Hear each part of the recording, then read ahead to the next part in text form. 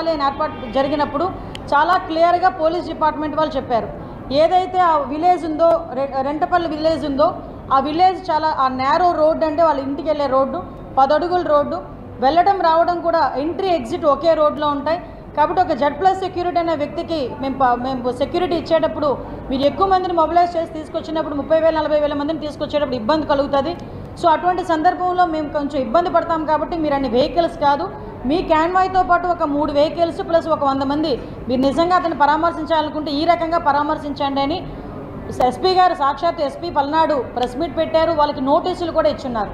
చుట్టుపక్కల కాన్స్టిట్యున్సీస్ నుంచి ఇప్పుడు నరసరావుపేట, గుంటూరు, మాచర్ల ఇటువంటి నియోజకవర్గాల నుంచి, పల్నాడు ఇటువంటి నియోజకవర్గాలన్నిటి నుంచి కూడా మొబిలైజ్ చేయడానికి ప్రయత్నం చేస్తున్నారన్న సంగతి రిపోర్ట్స్ వచ్చి వాళ్ళందరినీ కూడా రిక్వెస్ట్ చేసుకున్నారు. ఇలా ఇబ్బందులు కలుగుతాయని చాలా క్లియర్గా చెప్పారు. అయినప్పటికీ కూడా అతను స్టార్ట్ అవ్వడం ఇంచుమించుగా ఒక 10:30 ఆ టైంకి స్టార్ట్ అయితే ఎత్తి కొడితే 80 కిలోమీటర్లు, ఒక 2 hours వేసుకున్న 2 hours అవుతుంది. కానీ ఆ విలేజ్ వెళ్ళేదానికి కావాలని దారి పొడుగున వాళ్ళ కార్యకర్తల్ని పెట్టుకొని, అంటే అతని బల నిరూపణకి చూసుకోవడానికి దాని మధ్యలో ఒక ఫ్లెక్సెస్ కూడా, ఆ ఫ్లెక్సెస్ కూడా మీరు ఒకసారి అబ్జర్వ్ చేస్తే ఒకడు పెడతాడు రపా కోసేస్తామంటాడు, ఒకడు ఫ్లెక్సీ పట్టుకుంటాడు, ఒకడు ఇంకోటి అంటాడు పల్నాడు నుంచి స్టార్ట్ అవుతుంది రాజారెడ్డి రాజ్యాంగం అని చెప్పి ఒకడు పట్టుకుంటాడు, ఇంకొకడు వచ్చి మాట్లాడతాడు ఈ రోజుతో మీకు అయిపోయింది, మాకు టైం వస్తుంది, మేము నరికేస్తామంటాడు ఇంకొకడు. అంటే ఇలాంటి ప్లేకార్డ్స్తోని ఒక రకంగా చెప్పాలంటే రెచ్చగొడుతూ, జనాల్ని రెచ్చగొడుతూ వాళ్ళ తాలూకా ఆ ర్యాలీ ఎలా జరిగిందో మీరు అందరూ కూడా చూశారు. అరౌండ్ 3:30కి ఇంచుమించుగా అక్కడికి రీచ్ అయ్యే పరిస్థితి కనిపించింది. అంటే నేను ఇక్కడ ఏమంటానంటే ఇక్కడ చాలా యాంగిల్స్ నుంచి మనం ఆలోచించాలండి. జగన్మోహన్ అదే పరిస్థితుల్లో మనకి గుంటూరు జిల్లాకి సంబంధించి మనకి పత్తిపాడు కాన్స్టిట్యున్సీకి సంబంధించిన సింగయ్య అని ఒక వ్యక్తి, అతను ప్లంబర్, అతని వ్యక్తి జగన్మోహన్ రెడ్డి వాళ్ళ పార్టీ కార్యకర్త, సింపథైజర్. అతను ఆ ర్యాలీలో పాల్గొని ఒక వెహికల్ హిట్ ఇచ్చేస్తే ఆ వెహికల్ కూడా ఆపలేదు సరికదా, అతన్ని పక్కకి లాగేసే పరిస్థితి. అక్కడ మా డిపార్ట్మెంట్ వాళ్ళు చూసి 108 ఎక్కించి జీజీహెచ్కి అక్కడ గుంటూరు హాస్పిటల్, గవర్నమెంట్ హాస్పిటల్కి తీసుకెళ్తే అక్కడికి వెళ్ళిన తర్వాత చనిపోయిన పరిస్థితి. అంటే ఇక్కడ ఒక్క విషయం మాట్లాడుతున్నానండి. సంవత్సరం ముందు చనిపోయిన నాగమల్లేశ్వరరావుని పరామర్శించడానికి వెళ్తూ అప్పటికప్పుడు అతను క్యాన్వాయ్ గుద్దిన ఒక దళితుడికి చనిపోతే కనీసం దాని మీద ఖండించిన పరిస్థితి కాదు కదా, కనీసం పరామర్శిస్తున్నట్టు కానీ ఎటువంటి దాని మీద ఎటువంటి ఒక వాయిస్ కూడా రాలేని పరిస్థితి. కనీసం క్యాన్వాయ్ ఆపలేదు. అరే సంవత్సరం ముందు చనిపోయిన వ్యక్తిని పరామర్శించడానికి వెళ్తున్నప్పుడు అప్పటికప్పుడు ప్రాణం పోయి, రోడ్డు మీద ప్రాణం పోయింది. కనీసం అతను కనుక వెంటనే తీసుకెళ్ళి హాస్పిటల్లో జాయిన్ చేసి ఉంటే అతను బతికేవాడేమో. హిట్ ఇచ్చిన పక్కకు లాగేసే పరిస్థితి. మళ్ళీ పోలీసులు చూసుకుని వాళ్ళని 108లోకి తీసుకెళ్తే అక్కడ చనిపోయిన పరిస్థితి. అంటే ఒక ప్రాణానికి విలువ లేదు, పోయిన ప్రాణం మీద రాజకీయం చేస్తున్నాడు.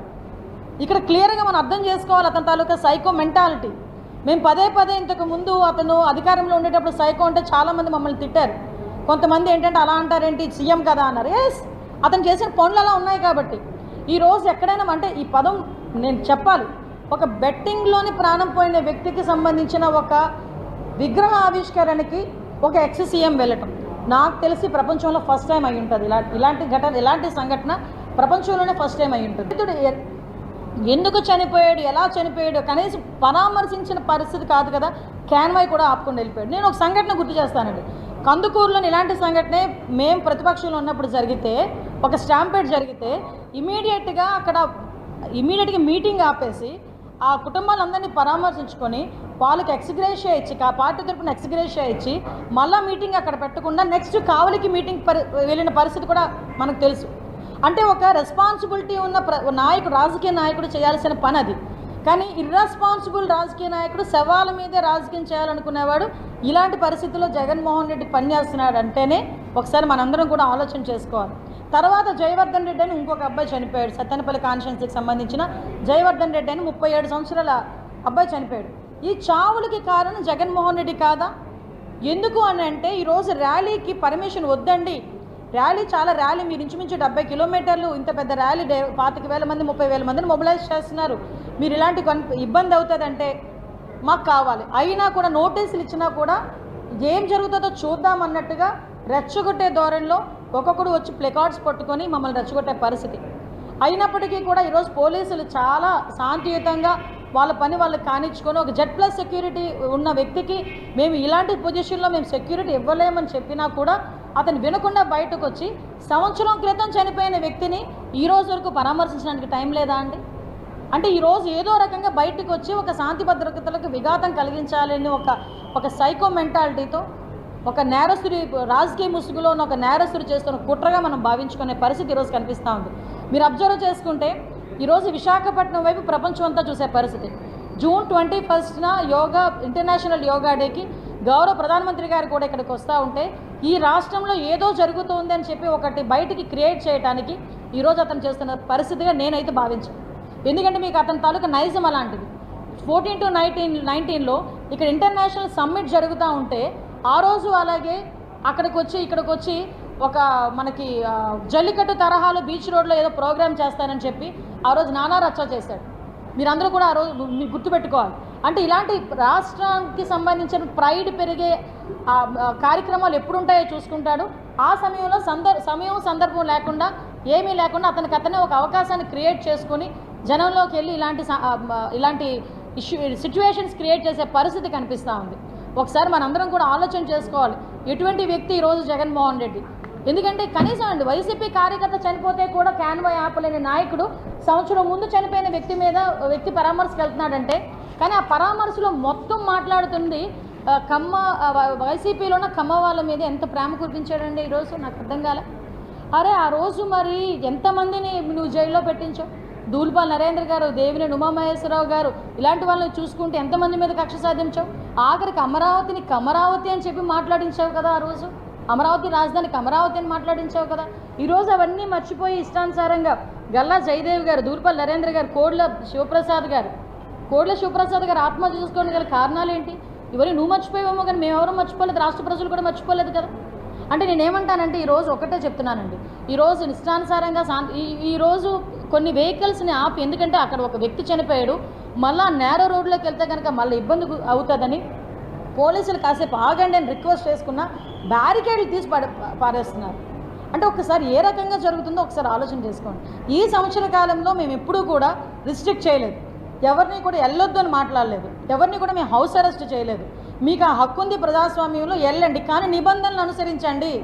నిబంధనలు అనుసరించకపోతే కనుక చట్టపరమైన చర్యలు తీసుకోవాల్సి వస్తుంది అని డిపార్ట్మెంట్ నుంచి వాళ్ళకి నోటీసులు వెళ్ళినా కూడా అవన్నీ పెడరచెవిన పెట్టి ఈరోజు పోలీసుల విధులకు కూడా ఆటంకం కలిగిస్తూ ఈరోజు ఇద్దరు చావుకు కారణమైన జగన్మోహన్ రెడ్డిని ఏం చేయాలో ప్రజలు కూడా కొంచెం ఆలోచన చేసుకోవాల్సిందిగా మరీ కోరుకుంటున్నాం. మరి ముఖ్యంగా ఇంకొక విషయం కూడా చెప్పాలి. ఈరోజు మనకి ఇంటర్నేషనల్ యోగా డే సందర్భంగా ప్రపంచం అంతా కూడా మన విశాఖపట్నం వైపు చూస్తున్న తరుణంలో కొంత మేరకు ఒక ట్రాఫిక్ ఇబ్బందులు కూడా కొంచెం విశాఖపట్నం ప్రజలు చిన్న ట్రాఫిక్ ఇబ్బందులు ఎదుర్కొంటున్నారు. దయచేసి అందరికీ కూడా ఒకటే విన్నపం, ప్రధానమంత్రి గారి ప్రోగ్రాం ఇది చాలా పెద్ద ప్రోగ్రాం. ఈ ప్రోగ్రాంలో మ్యాక్సిమం ట్రాఫిక్ ఇబ్బంది లేకుండా చూసుకునే బాధ్యత కూడా పోలీస్ డిపార్ట్మెంట్ వాళ్ళు, ట్రాఫిక్ వాళ్ళు చూసుకుంటున్నారు. ఎక్కడైనా చిన్న అసౌకర్యాలు ఉంటే కొంచెం దానికి నేనేమంటానంటే ఆ అసౌకర్యాలు లేకుండా చూసుకునే బాధ్యత మేము తీసుకుంటాం. ప్రజలు కూడా సహకరించాల్సిందిగా కోరుకుంటున్నాం.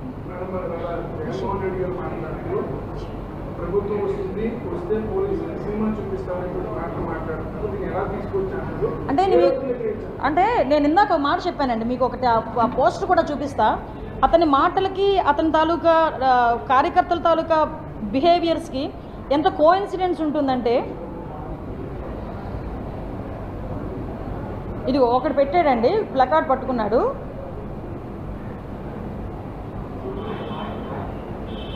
రెండు 2029లో వైఎస్ఆర్సీపీ వచ్చిన వెంటనే గంగమ్మ తమ్మిళ్ళ జాతరలో వేట తలలు నరికినట్టు రప నరుకుతాం ఒక్కొక్కడిని.